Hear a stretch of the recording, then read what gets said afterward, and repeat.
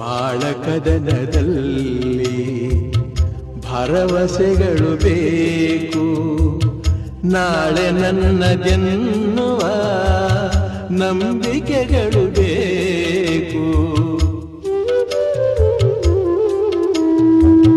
ಜೀವರಾಶಿಯಲ್ಲಿ ಮಾನವರಿಗೆ ಆದ್ಯತೆ, ನಾವೇ ಮೂಢರಾದರೆ ಜ್ಞಾನಕ್ಕೆಲ್ಲಿ ಪೂಜ್ಯತೆ. ಇಲ್ಲಿ ಈಸಬೇಕು, ಇದ್ದು ಜಯಿಸಬೇಕು.